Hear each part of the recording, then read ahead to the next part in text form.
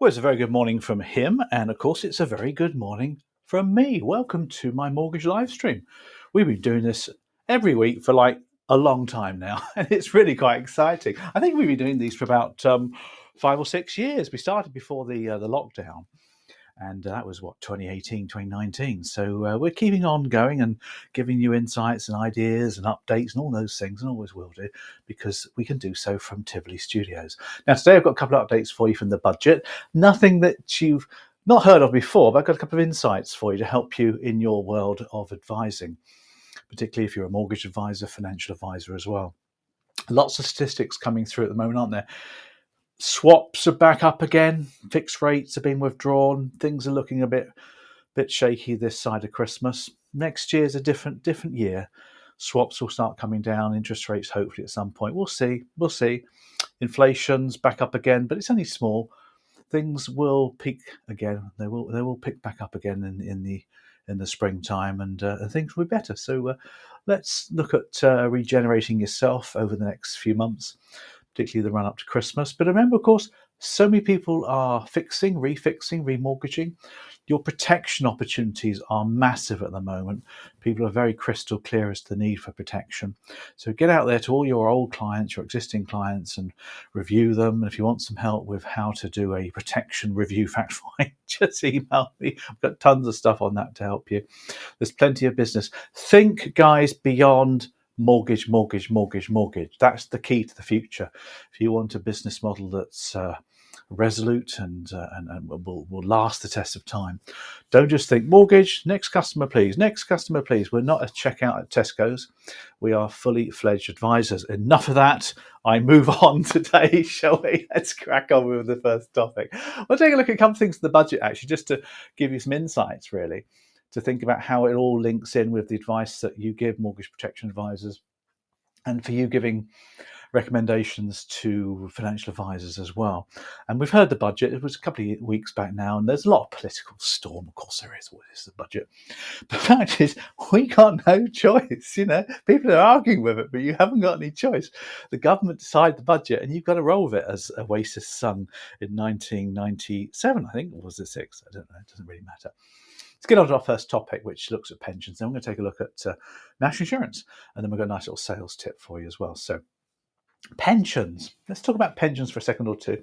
Now, as you know from the budget, pensions were talked about by the Chancellor, and obviously she talked a lot in advance as well. Let's pop in there as well. She talked a lot in advance about pensions, and that kind of froze the market a little bit, and that hasn't really helped her really with that tactic. But there we go. We don't go on to that. But the big change with pensions, as you're probably aware of, is that this IHT thing was released. Now, what is this IHT thing, as we call it? A technical term there for you. It's a bit of an anomaly, really, the IHT anomaly. It's brought in by George Osborne. But it's changing. Essentially, what he made pensions, personal pension SIPs really, pension pot type arrangements, were an IHT tax deferment product as opposed to pension. And that was wrong, and they've removed that. So from April 2027, the rules are changing. And what's happening from April 2027 is pension pots now are going to be added to your estate for inheritance tax purposes. So if you die, your value of your pension pot, if you haven't used it, gets added to the rest of your estate, just like ISAs, investments, and it's then used to calculate inheritance tax, because before it wasn't. Now, I don't really care about the politics of it. The fact is, it's changed. So what's actually happened here in reality then? Well, all sorts of figures and numbers are coming out. And the government kind of expects about 8% of estates to be affected by all of this. Not all estates are going to be affected. Now, of course, if you die after age 75, we've still got the other issue about income tax being payable by the recipient. So, they're kind of looking at both inheritance tax and income tax by the recipient. We're talking about a huge amount of money. And they're kind of thinking that it's an effective rate of about sort of 67%, which is big figures. So what's the answer then? Well, one of the answers is to start to consider, if you're going to be referring your clients onto financial advisors, is to gift pension income. And I'm going to explain this a bit more detail for you. So this is a really good CMAP update for you as well. So we're going to pop over to the whiteboard for this one. So let me pop over here to my whiteboard that I've already started, as you can see. Now, the issue we've got here is that pension pots, SIPs, personal pensions, were being used to avoid inheritance tax. Fair enough.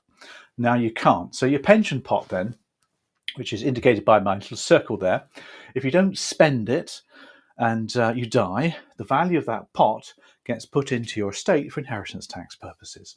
And then you have to work out some things. So what many advisors are looking at now, what a lot of clients are thinking about now is, well, how can we maximize income from this? Because if you spend it all, then there's no inheritance tax. And that's the biggest problem with inheritance tax. Isn't it? You've got this big estate, you've got to get rid of it. So how can you spend a pension? Well, quite simply, really, you can take the tax-free cash, which is 25% at the moment. There is a cap to that at the moment. And that in itself, you can obviously take out and spend.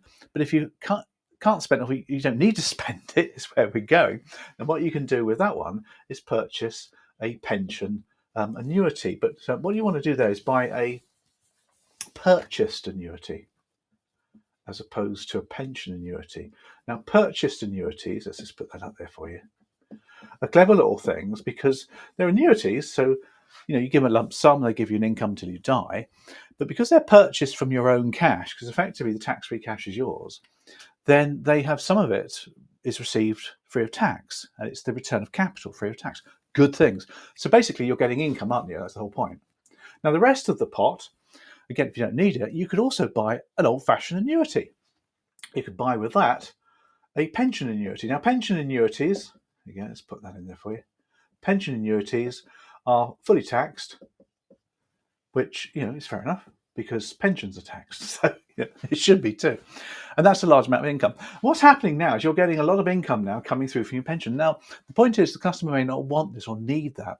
So what the customer now does, because she's receiving income, is she now gives that money away in the form of gifts.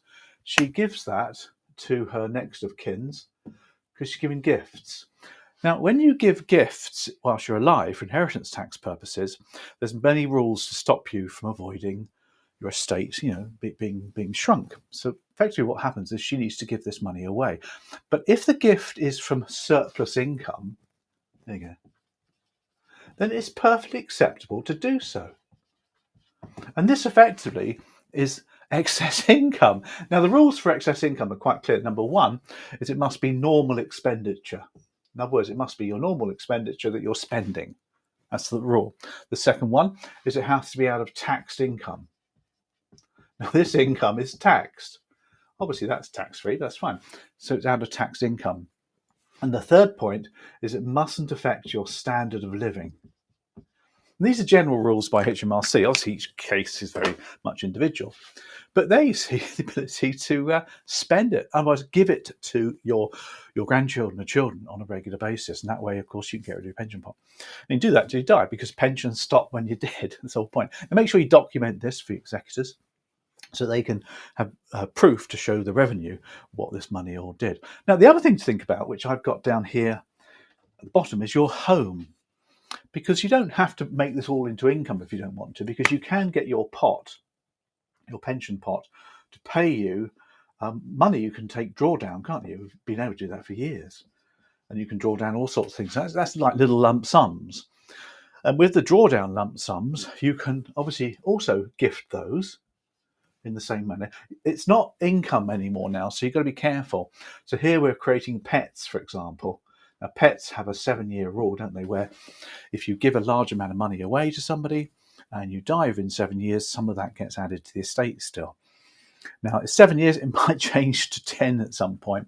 So there's that. You could also, of course, give that money to charity. And why not? Of course, if you give 10% of your wealth in your will in total to charity, then it reduces the inheritance tax figure to 36%, which is rather nice, isn't it? So if you've got loads of surplus money, why not do that? People do. Now, I left the best to last here for you, because a lot of people regard their house as a pot of money as well. Now, obviously, you can look at equity release here. So there's now to stop you taking money out of your property. And depending on your age, you can have sort of 25, 30% of that as a roll-up equity release mortgage. And that in itself, you can then take a lump sum, tax-free, of course. There you go. And that can also be paid in the form of pets or charity to your next of kin, your grandchildren or your children, whatever you want to do. And you can do that if you're authorised to do so. So here we've got like a combination of things going on, haven't we? If you're a mortgage and protection advisor, obviously you can't talk about pensions and annuities. We can talk about them, but not in depth. You can't give advice. That's just totally not what you're allowed to do, and that's fine. Now you have to be equity release qualified to talk about this as well, or to arrange them, especially give advice on them. But here we've got a combination of things going on. So you want to have referrals to an IFA maybe to talk about that, maybe a referral to an equity release advisor to talk about that. So if you spot the need and then you refer on to these people, then you can get yourself some referral fees and all sorts of things. And you're doing good advice for your customer. Ultimately, you might want to look at becoming maybe an advisor at some point yourself. So that's just an update there for you on pensions and how you might be able to operate effectively under the new regime. Hope that's been useful. Bye. Good stuff. It makes you think, doesn't it, about the future here? Because we were talking about it at the weekend, actually. We went for a nice walk over at Minchinhampton Common and had a Sunday lunch in the pub, the Amberley Inn. If you've ever been there, if you haven't been to go, the Sunday lunch is to die for. Anyway, getting off topic there. And we were talking about this, the future advisors and where it's all going. And things are changing. The world's changing dramatically. Tech's changing, IT's changing, AI's coming in, it's doing everybody's job, etc. So you just got to take a look at that. A report recently, of course, the number of mortgage advisors is coming down quite dramatically, actually, without us even knowing. And there's a number of reasons for that. I'll explore that another time. Because they're finding it hard and difficult to make a living just by selling mortgages and giving advice on mortgages. The secret is to expand beyond just mortgages. The secret is to expand into advice, equity release, later life, advising, whatever it is you want to go to. And that's the way that you can maintain your business levels. Anyway, let's take a look at how you do maintain your business levels now, shall we? Because I'd like to take a look at that area because I want to. So I'm going to pop over now to my other whiteboard because what I want to look at now is the subject of national insurance and businesses. NI and business. Another change in the budget, you probably read about it. Businesses are having to dump up a whole lot more national insurance on behalf of all their employees.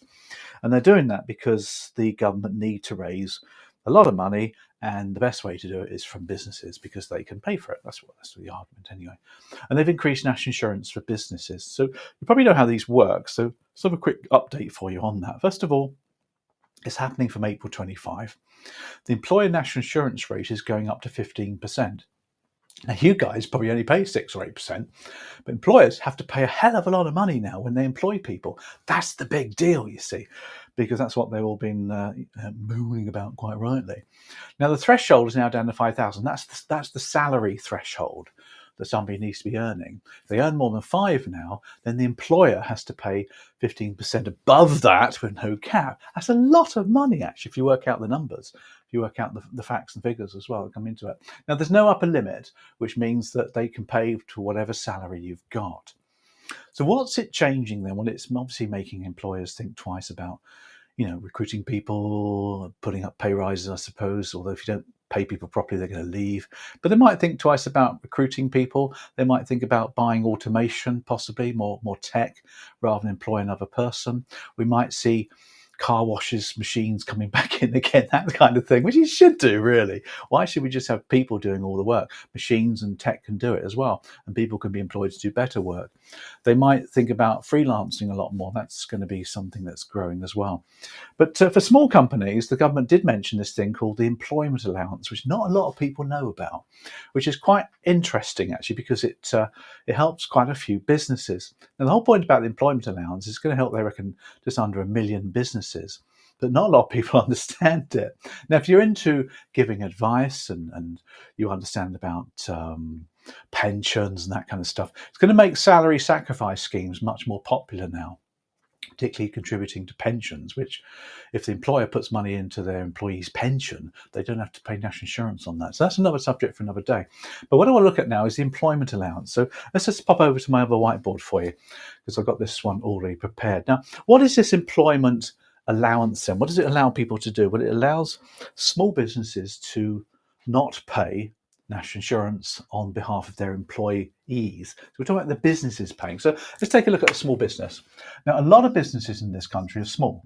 In other words, they've got 2 directors, typically, maybe one. If they've got two directors, there you go. There's my two directors, who maybe the managing director, maybe the the operations director, a small SME, owner occupy or owner director, we call them. They often apply for mortgages on that basis, usually freelance people. If they've got two people, say, for example, you've got the MD there, and maybe you've got the ops director. They're both directors, they're both owners of the business. They're both employed by the business, and they're paid a salary. Typically, though, they might pay small salaries like £12,000, and they might pay £12,000 here. Now, what that means is they're paying a small salary to avoid income tax, as you can see, and to try and keep off employee national insurance as well. They're trying to work the system, and the rest of their income comes from dividends. You know the model, you've seen it. So what happens here then? Everyone thinks they're a winner, but of course, employer, so they're the employer, class 1 national insurance, which is what we're talking about here, class 1 NI. Employer national insurance is, of course, going up. We've just seen the figures. And they call it the secondary threshold. That's just terminology, really, isn't it? And before, the cap was 9,100. Now it's going down, but before it was £9,000 per annum was the cap, and anything above that was 13.8%. Doesn't matter what the numbers are; they're always referred, aren't they? Which was reasonable. Now, of course, from 25-26 next tax year, we're now looking at £5,000 is now the cap, as I said to you earlier, and it's now at 15% above that. So let's take a look at the numbers here that that these guys have got to pay. Now, before, of course, they didn't pay very much at all, really. There's only about £3,000 at 13%. It wasn't much. Now, of course, it's gone up quite a bit now. If you look at the numbers, you've got a salary of 12,000, there you go, less the threshold of 5,000. There you go. That gives me a total amount that's applicable to national insurance of 7,000. Now we've got 7,000. There you go. Work out the numbers. Is the amount there at 15%? That now equals £1,050, and that is quite a bit of money. You know, they've done this to save national insurance. That's the point. And now they've got this £1,000 bill in national insurance. But along comes the employment allowance, which will save these people. So let's have a look at the conditions that will save this situation. This, by the way, is for your CMAP predominantly. This is updating your CMAP. So let's just take a look at what happens with this, shall we? Now, here's the rules for you, the employment allowance. First of all, we've got our little categories here for you. Now, under the employment allowance, it supports eligible employers by reducing their annual national insurance liability. So it's the employer liability. One of the key features was two. You can now reduce your national insurance liability by up to £10,500. In other words, if you've got a liability to pay it, you can reduce it by up to 10.5. So it's not a lot, but it's done every time you run the payroll until the allowance is utilised. So it's only useful really for small businesses like the one I gave you. Some criteria for you that's important. It's only available to businesses and charities, and only available to employers whose Class 1 NI liabilities were less than 100,000 in the previous tax year. So small firms, really. Exclusions, important ones. Public bodies or businesses conducting more than half their work in the public sector, and companies where only employee paid above the NI threshold is one director. Now that's important because if you look at the figures over here, if we just had one director, just an MD, and she owns the company and runs it, then she's not eligible for employment allowance. But if she's got two directors operating and both doing work and being paid, then you can enjoy the employment allowance. And effectively what's happening here is this £1,000 is well within the figure that you're allowed. It just, when there's two of those, of course, they won't need to pay it. So that's the employment allowance, and it will help, I think, 865,000 businesses. I wish people understood the detail before they start criticising these things. That's quite a good little scheme, that, to help a lot of businesses.